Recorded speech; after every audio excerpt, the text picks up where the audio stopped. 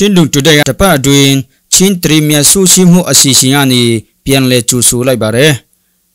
ဒီတပတ်အတွင်းမှာတော့ချင်းနှံကောင်စီနဲ့ချင်းငေနောင်အဖွဲ့နှစ်ဖွဲ့ရဲ့ပူးပေါင်းနိုင်ချီရှိမရှိဆိုတဲ့ဆောင်းပါအပါဝင်ဒီတပတ်အတွင်းဟိုလီတကြောဖြစ်တဲ့အလဲထူအနိုင်စုချင်းငွေနဲ့အမင်းဆုံကုံထူဆောင်ပွဲကိုတပိန်နဲ့ရယူပြီးကစားသမားဘဝကိုနှုတ်ဆက်သွားခဲ့တဲ့အသက်40အရွယ်မြန်မာကုံဆောင်အောင်လအန်ဆန်ရဲ့တရင်တို့ကိုတင်ဆက်ပြီးသွားပါမယ်တပတ်အတွင်းချင်းတရင်ထူးခြားဖြစ်စဉ်စုရှိမှုများကိုတင်ဆက်ပြီးသွားပါမယ်စစ်ကောင်စီတပ်ဟာချင်းငေနောင်အဖွဲ့ CDF မင်းတပ်ထိန်းချုပ်ထားတဲ့မင်းတပ်မြို့ကိုအောက်တိုဘာ4ရက်နေ့နာနဲ့တနာရီ23မိနစ်နဲ့တနာရီ34မိနစ်အချိန်မှာမြို့ပေါ်2နေရာကိုလေကြောင်းတိုက်ခိုက်မှုနှစ်ကြိမ်ပြုတ်လုခဲ့ခြင်းကြောင့်ပြည်သူနေအိမ်ထိခိုက်ပျက်စီးမှုများရှိခဲ့ပြီးပြည်သူ3ဦးပြင်းထန်စွာထိခိုက်ဒဏ်ရာရရှိခဲ့တယ်လို့မင်းတပ်မြို့ကိုထိန်းချုပ်ထားတဲ့ CDF မင်းတပ်ကတရင်ထုတ်ပြန်ပါတယ်စက်တင်ဘာ29ရက်နေ့ကချင်းပြည်နယ်ပလောဝမြို့ကိုစစ်ကော်မရှင်တပ်ကဘုံကျဲတိုက်ခိုက်တဲ့အတွက်တေဆုံးသူနဲ့ဒဏ်ရာရလူနာတွေကို ULA/AA ရဲ့ပလောဝခရိုင်ပါတီကော်မတီကဦးဆောင်ပြီးအောက်တိုဘာလ1ရက်နေ့မှာငွေကျပ်203သိန်းကုန်ကြီးထောက်ပံ့ခဲ့ကြောင်းအာရခတ်တပ်တော်ထိန်းချုပ်ထားတဲ့ပလောဝမြို့နယ်တရင်တွေဖော်ပြတဲ့ဝီလပလောဝ page ကအောက်တိုဘာ3ရက်မှာတရင်ဖော်ပြထားပါတယ်စစ်ကော်မရှင်ကအကြောင်းမဲ့လာရောက်ဘုံကျဲခဲ့တဲ့အတွက်အပြစ်မဲ့အယက်သားအမျိုးသမီး2ယောက်တည်ဆုံပြီးကလေးငယ်အပါဝင်23ယောက်ဒဏ်ရာရရှိခဲ့ကြောင်းတည်ဆုံသူ2ယောက်အတွက်တယောက်ကိုငွေကျပ်15သိန်းစီထောက်ပံ့ခဲ့ပြီးဒဏ်ရာပြင်းထန်သူကိုငွေကျပ်10သိန်းစီနဲ့အခြားဒဏ်ရာရလူနာတွေအတွက်ကျပ်ငွေ9သိန်းစီထောက်ပံ့ပေးခဲ့ကြတာဖြစ်တယ်လို့ဝေလပလက်ဝ page ကအောက်တိုဘာ3ရက်နေ့မှာသတင်းဖော်ပြထားပါတယ်ထိုင်းနိုင်ငံဘန်ကောက်မြို့အောက်တိုဘာ4ရက်နေ့ကကျင်းပခဲ့တဲ့1 Fight Night ပွဲရှင်မှာမြန်မာကုံဆောင် Burmese Python မြန်မာမွေဟောက်ကြီးခကချင်ဒိုင်းတာအောင်လအန်ဆန်ကသူ့ရဲ့အားကစားသမားဘဝနောက်ဆုံးပြန်ပွဲအဖြစ်ဆွီဒင်ဖိုက်တာဇဘက်ဇရှင်ကာဒက်စတန်နဲ့ထိုးတက်ခဲ့တာပါအောင်လအန်ဆန်ဟာသူ့ရဲ့ကစားသမားဘဝခရီးစဉ်ကိုအကောင်းဆုံးအခမ်းအနားဆုံးပုံစံနဲ့ပြီးဆုံးအောင်ပိတ်သွားခဲ့ပါပြီဒီပွဲဟာအောင်လအတွက်နောက်ဆုံးပွဲရှင်ဖြစ်ပြီးသူဟာသူ့ရဲ့အဆင့်အတန်းကိုတက်တည်ပြခဲ့ပါတယ်ပွဲကိုဒုတိယချီ2မိနစ်20စက္ကန့်မှာပဲပြိုင်ဘက်ကိုအပြစ်တက်အလဲထိုးနဲ့အနိုင်ယူလိုက်တာပဲဖြစ်ပါတယ်ဒီလိုမျိုးစွန့်ဆောင်ရည်ပြပြီးအနိုင်ရခဲ့တဲ့အတွက် One Championship ကနေပြီးအောင်လအန်ဆန်ကိုအမေရိကန်ဒေါ်လာ9000စုချင်းငွေထပ်မံချီးမြှင့်ခဲ့ပါသေးတယ်အောင်ပွဲခါနေချိန်မှာပဲပရိသတ်တွေအလုံးကိုအန်အားတင်စီမဲ့ဂုဏ်ပြုမှုကြီးတစ်ခုထွက်ပေါ်လာပါတယ် One Championship တာဝန်ရှိသူတွေကအောင်လအန်ဆန်ဟာ၎င်းတို့ရဲ့ Light Heavyweight နဲ့ Middleweight ဒန်တို့မှာကမ္ဘာချန်ပီယံနှစ်ထပ်ကွင်းဖြစ်ခဲ့တဲ့တမိုင်းကိုပြန်လည်အတိမတ်ပြုပြီး Hall of Famer ကုံထူးဆောင်အဖွဲ့တော်အဖြစ်တရားဝင်ကြီးညာခဲ့တာပဲဖြစ်ပါတယ်ပြန်ပွဲပြီးတဲ့နောက်အောင်လအန်ဆန်ကမြန်မာပြည်မှာရှစ်ဘီဆောင်နေရတဲ့ဒုက္ခတွေတွေနဲ့ပတ်သက်ပြီးတော့လဲပရိသတ်ကိုမေတ္တာရက်ခံစကားပြောခဲ့ပါသေးတယ်ဒီနေရာမှာရှိတဲ့လူတိုင်းကိုရောမြန်မာပြည်မှာရှိတဲ့လူတိုင်းကိုပါကျွန်တော်မေတ္တာရက်ခံချင်ပါတယ်ကျေးဇူးပြုပြီးတော့တင်းမှာပိုရှင်တဲ့ငွေကြေးလေးတွေရှိမယ်ဆိုရင်ပြည်ရင်းနေရစွန့်ခွာထွက်ပြေးရသူ IDP တွေအတွက်လှူဒန်းပေးကြပါ IDP တွေကိုကျေးဇူးပြုပြီးကူညီပေးကြပါခင်ဗျာလို့ပြောခဲ့တာဖြစ်ပါတယ်အောင်လအန်ဆန်နဲ့ဒီပွဲပတိုင်ခင် One Championship မှာ19ပွဲကစား14ပွဲနိုင်ပွဲရရှိထားသူဖြစ်ပြီးအခုကာဒက်စတန်ကိုအနိုင်ရလိုက်တဲ့အတွက်စုစုပေါင်း9ပွဲ15ပွဲကိုရရှိသွားခဲ့ပါပြီသူ့ရဲ့ပြိုင်ဘက်ဖြစ်တဲ့ကာဒက်စတန်ကတော့ One Championship မှာ7ပွဲကစားရာ9ပွဲနိုင်ပြီး4ပွဲဆုံးထားသူဖြစ်ပါတယ်မြန်မာကုံဆောင်အောင်လအန်ဆန်ဟာအလဲထူအနိုင်စုချင်းငွေနဲ့အမင်းဆုံကုံထူးဆောင်ပွဲကိုတပြိုင်နက်ရယူပြီးသူ့ရဲ့အားကစားသမားဘဝကိုလှပစွာနှုတ်ဆက်သွားနိုင်ခဲ့ပါပြီဒီတပတ်အစီအစဉ်ရဲ့နောက်ဆုံးအနေနဲ့ရှောင်းမရှင်ပက်ထရစ်ချင်းကြီးတဲ့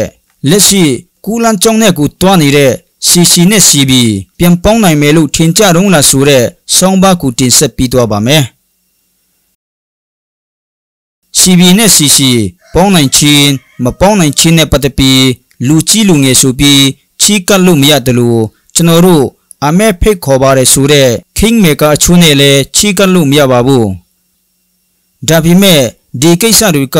အဓိကပြဿနာမဟုတ်ပါဘူးအခြေခံကျတဲ့အတ္တစီလီမှာတော့ပါတာပေါ့ဘုံရန်သူကိစ္စတစ်ခုဒီကြောင့်ပြန်ပေါင်းမယ်ဆိုလဲအခုလောလောဆယ်မှာတော့စီးရဲအရာတစ်ခုပဲရှိမယ်နိုင်ငံရေးအရာကတော့ယုံကြည်မှုမရှိဘူးဆိုတာတနည်းအထိပါပဲနိုင်ငံရေးအရာကျွန်တော်လဲခြေလွန်လက်လွန်ဖြစ်ကုန်ပြီတဖွဲ့ကဖွဲ့စည်းပုံဥပဒေကိုအတည်ပြုပြီးအစိုးရပါဖွဲ့ပြီးနေပြီနိုင်ငံရေးအရာဆိုရင်ပြန်ပေါင်းမဲ့ပုံစံကတဖွဲ့ရဲ့မူဝါဒအတွင်းတဖွဲ့ဝမှရမဲ့တဘောဖြစ်နေပြီဒါဟာလုံးဝမဖြစ်နိုင်တဲ့အနေအထားဖြစ်ပါတယ်အမှန်တော့အခုဟာကလည်းချင်းလူမျိုးအတွင်းတနည်းမဟုတ်တနည်းဖြစ်ကိုဖြစ်လာမဲ့တော်လှန်ရေးတစ်ခုပေါ့ကိုကွန်ဖြစ်လာတဲ့ပြောရမလားဖက်ဒရယ်အရေးလားအာဏာရှင်တော်လှန်ရေးလားဒီမိုကရေစီအရေးလားအဲ့မှာတော့အားလုံးကအတူတူပဲချင်း nation building မှာတော့အကြီးကြီးကိုသဘောထားနှစ်ခုကွဲနေတယ် state building ကအရင်လား nation building ကအရင်လားဆိုတဲ့နေရာမှာဘုံရန်သူရှိရင်တန်းလန်းနဲ့သဘောထားအကြီးကြီးကိုကွဲလို့နေပါတယ်အားလုံးကလည်းသူတို့ကိုအချင်းချင်းဆိုတော့လက်နဲ့ဖြည့်ရှင်းတဲ့အထိမလုပ်ပဲသဘောထားကြီးကြပါဆိုတဲ့အဆင်ပြေပြောလို့ရတယ်ဒါလည်းလက်လွန်ချီလွင်တွေဖြစ်ကုန်ပြီဖြစ်လာတဲ့ကိစ္စတွေဟာလည်းဘယ်ချင်းပီတူမှရဲ့တွန်းအားမဟုတ်ဘူးလက်နဲ့ကင်အုပ်စုနဲ့သူတို့ကိုထောက်ပံ့တဲ့အုပ်စုရဲ့ဖန်တီးလာတဲ့ချင်းအချင်းချင်းကွဲပြားတဲ့ပြဿနာမှုချင်းအရေးဆုပ်ဆုပ်ပြက်ပြက်ဖြစ်သွားရင်သူတို့တွေက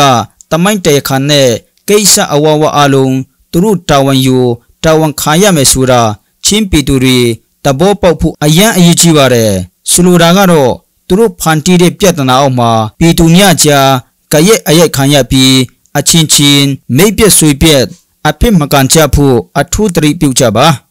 ပီတူမရှိပဲသူတို့ဘာကိုတွားအုပ်ချုပ်မှလဲချင်းပီတူတွေအနေနဲ့သူတို့ကိုချင်းမီဆိုတဲ့နယ်မြေကို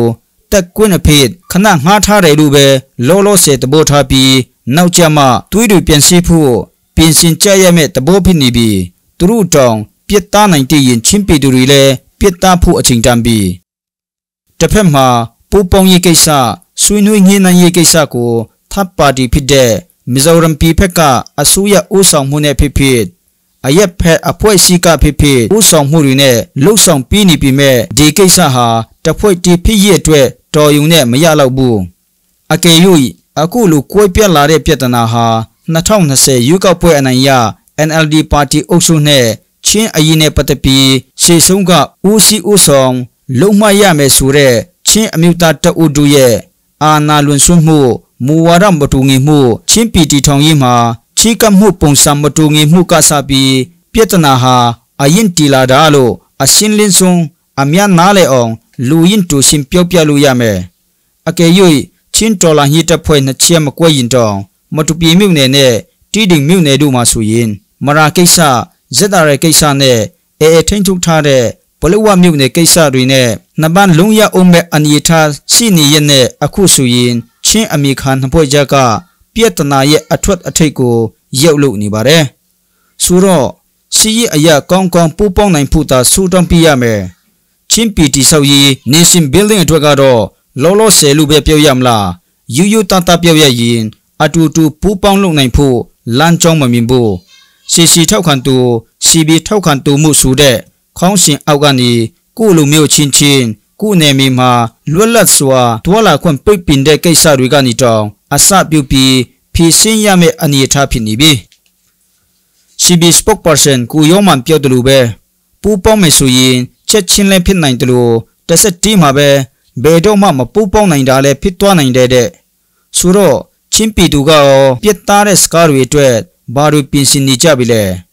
ချင်းနဲ့ကောင်ရှင်မှာမပူပေါင်းတဲ့ချင်းတပ်မှန်သမျှကိုအမှုချီပစ်မယ်ဆိုတဲ့ CNF ဘူမူချီဆောလမွန်ရဲ့စကားပေါ်နောက်ပိုင်းပြန်တောင်းပန်ပြီးမဲ့သူ့အဖွဲ့မှာအတူမရှိနိုင်တဲ့အုပ်စုကိုလုံးဝညှိဖို့စိတ်ကူးမရှိဘူးဆိုတဲ့အထက်ကအမှန်တရားကတော့ဖြောပြက်လို့မရပါဘူး